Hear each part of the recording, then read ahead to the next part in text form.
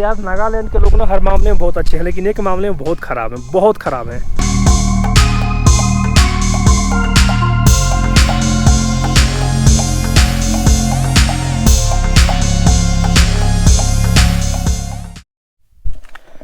और अभी सुबह के 5 बज रहे हैं और मैं अभी बेस कैंप से सारामती के लिए शुरू कर रहा हूँ।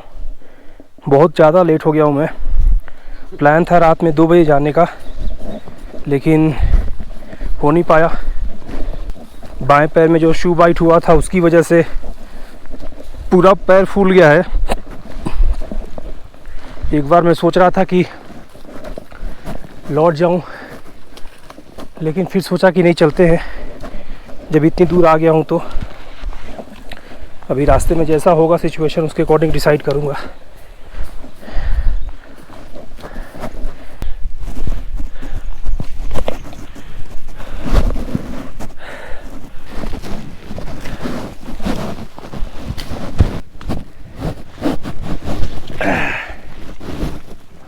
भाई साहब एकदम खड़ी चढ़ाई है ये।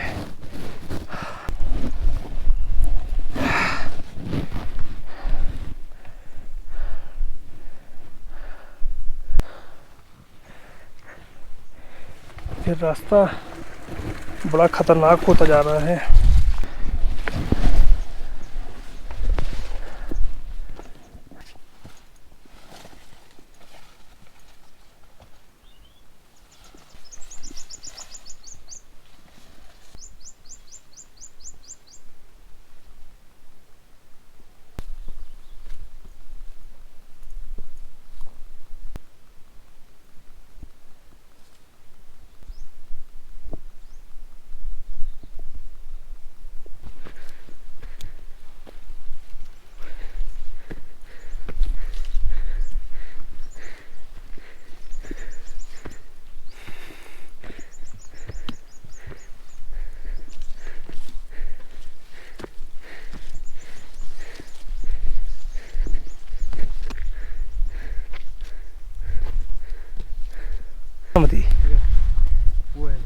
वो अभी तो बहुत दूर है।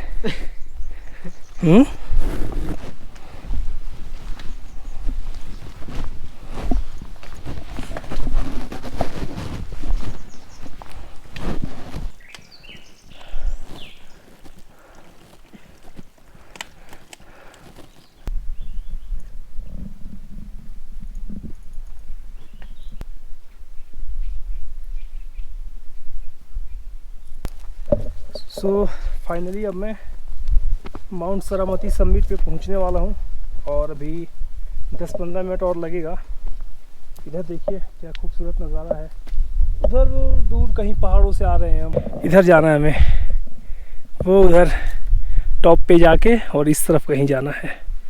तो 15 मिनट लगेगा कम से कम, क्योंकि एकदम खड़ी चढ़ाई है ये। दुख की बात ये रही कि रात में ट्रैकिंग शुरू नहीं कर पाया मैं, क्योंकि पैर में थोड़ी दिक्कत हो गई थी। तो उसकी वजह से सारामती से जो व्यू दिखता है वो व्यू नहीं दिख पाएगा।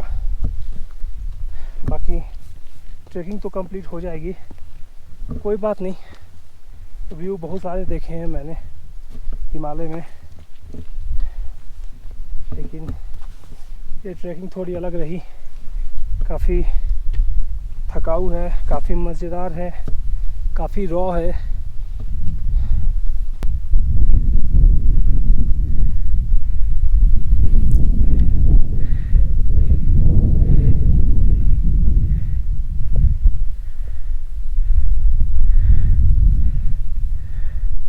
वो सामने है माउंट सारामती और ये देखिए केवल बादल बादल बादल। वाह क्या नज़ारा है यार। ओह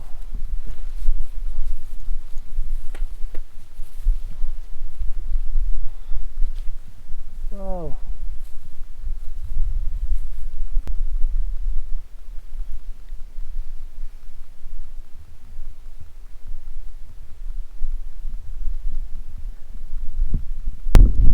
और आखिरकार तमाम मुश्किलों के बावजूद मैं सारामती पीक पे पहुंच ही गया।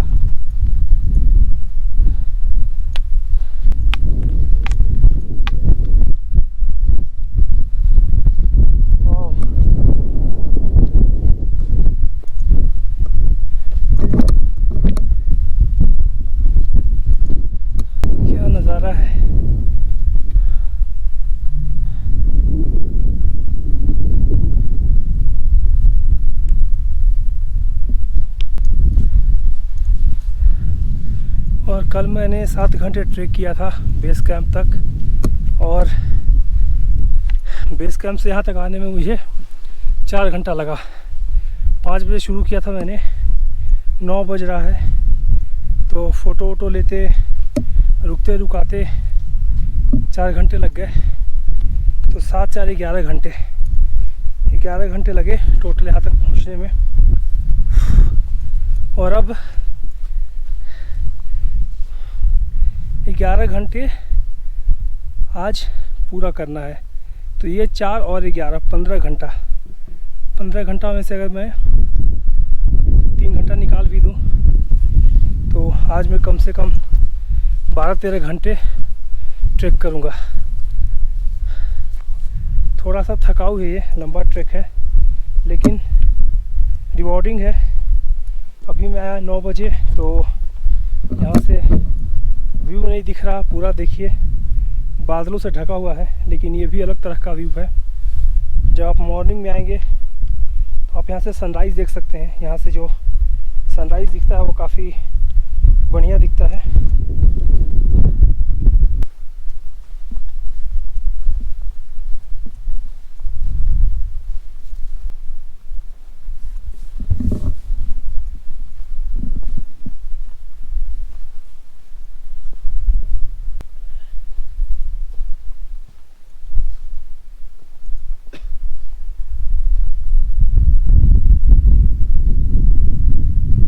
देखिए मौसम काफ़ी अच्छा है। और यार नागालैंड के लोग ना हर मामले में बहुत अच्छे हैं, लेकिन एक मामले में बहुत ख़राब हैं, बहुत ख़राब हैं। ये देखिए बोतल प्लास्टिक जहाँ मिलेगा वहीं फेंक देते हैं। बहुत ख़राब आदत है इनकी, मैंने हर जगह देखी है। किसी भी टूरिस्ट स्पॉट पे दारू पी के बोतल फेंकी रहेगी, पानी पी के फेंकी रहेगी, चिप्स कुरकुरे खाएंगे फेंक देंगे। प्लीज़ यार नागालैंड के लोग, आप लोग बहुत अच्छे हो, लेकिन ये काम मत करो। ये आप लोग करोगे तो आपकी जो धरती है, आपकी जो ज़मीन है वही ख़राब होगी, इससे दूसरों का कोई नुकसान नहीं है। तो ये करना बंद कर दो प्लीज़।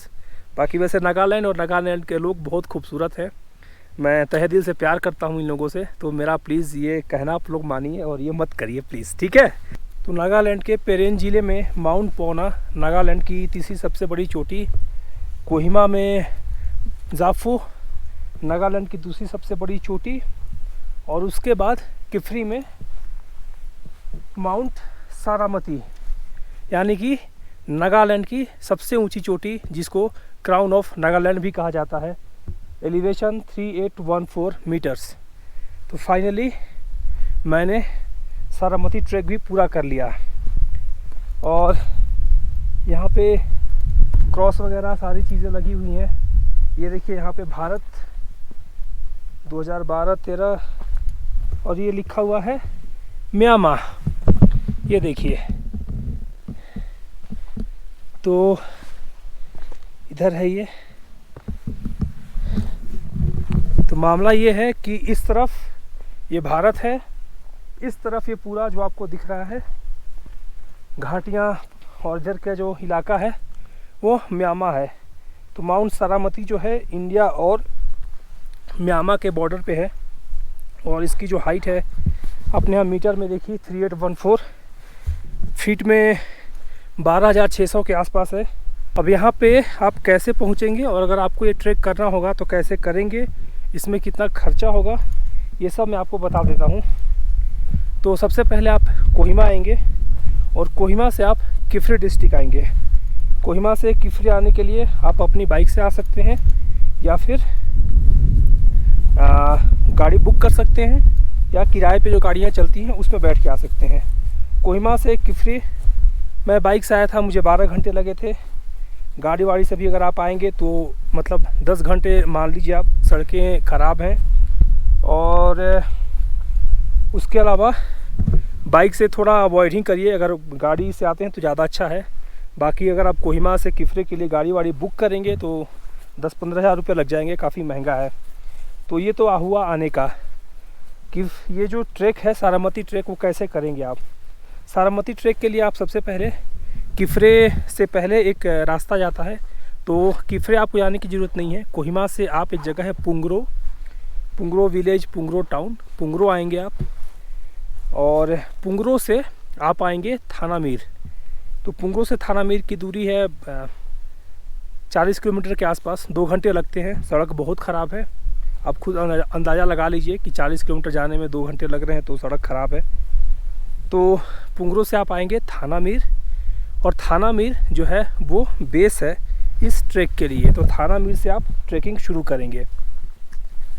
थाना मीर में आप कहाँ रुकेंगे और कितना खर्चा आएगा? थाना मीर में 2 जगह हैं रुकने के लिए। एक तो गवर्नमेंट का जो इको टूरिज़म का जो क्वार्टर है, जो कॉटेज है, कॉटेज क्या है आपने देखा ही कैसा था वो, तो आप एक वहाँ पे रुक सकते हैं।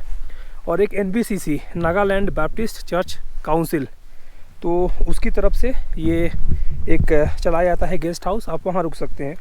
NBCC का जो गेस्ट हाउस है वो थोड़ा महंगा है, 800, 1000, 1500 कुछ ऐसे है उसका चार्ज। और मैं जहाँ रुका था वो इको टूरिज़म वाला था, उसका 500 है। तो वहीं से आप खाना पीना खाएंगे। आप कोशिश करिए कि रात में आ जाइए, खाना वाना खाइए और अगले दिन सुबह ट्रैक शुरू कर दीजिए। इस ट्रैक में आपको 2 दिन लगेगा। थाना मीर से आप शुरू करेंगे। पहले दिन आप ट्रैक करके पहुंचेंगे बेस कैंप। बेस कैंप की दूरी, इस टोटल ट्रैक की जो दूरी है वो 25 किलोमीटर के आसपास है। मैं एग्जैक्ट नहीं कह सकता, लेकिन एक मोटा माटी में अंदाज़ा लगा सकता हूँ। तो 25, तो उसका हाफ़ कर दीजिए 12 किलोमीटर।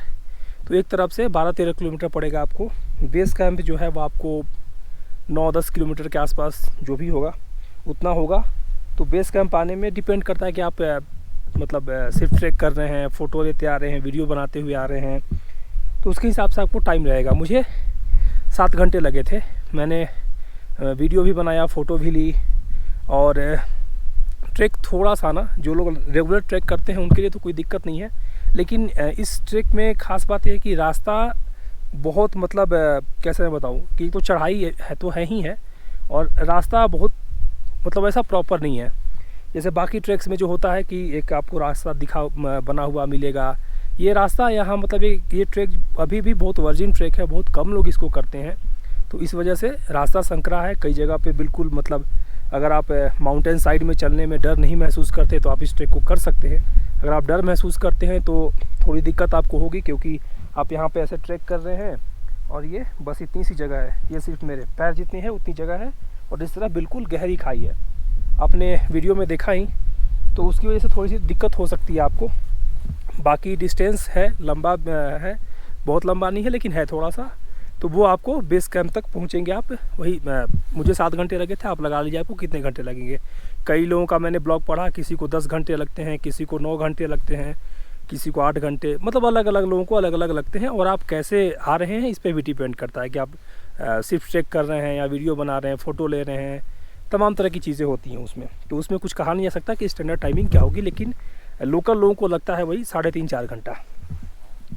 उसके बाद बेस कैंप पे आप रात में रुकेंगे, वहाँ खाना पीना खाएंगे, और बेस कैंप से आप यहाँ पे आएंगे, सारामती ट्रैक करेंगे। बेस कैंप से आप जब आएंगे तो ये मोस्टली चढ़ाई ही है।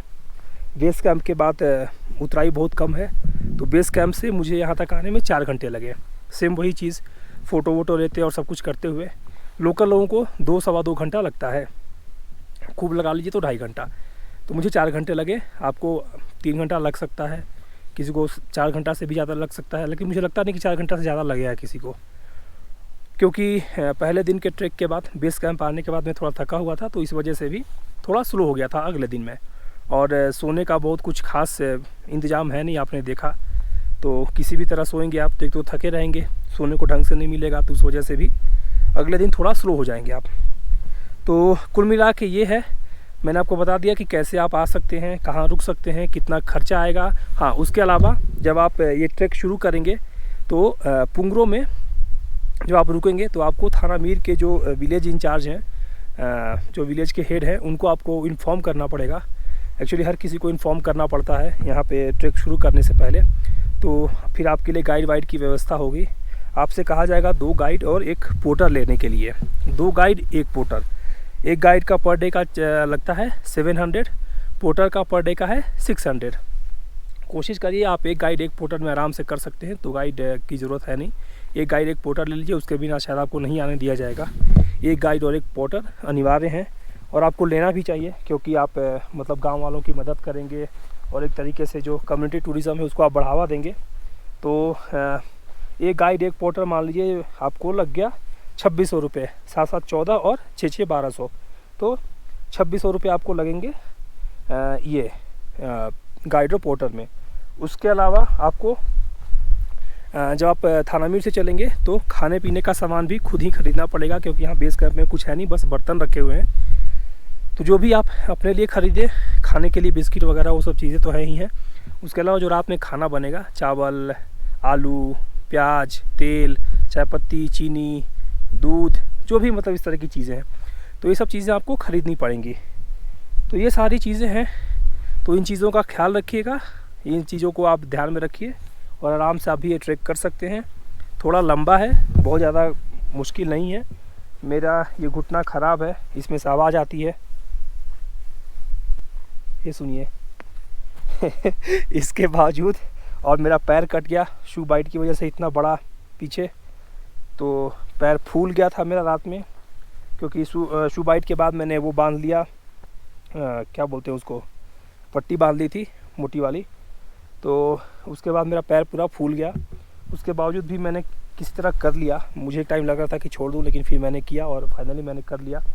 इन दो भाई लोगों का शुक्रिया, इन्होंने काफ़ी मदद करी। What's your name? नेम हाँ अगेन संगदम तोंग।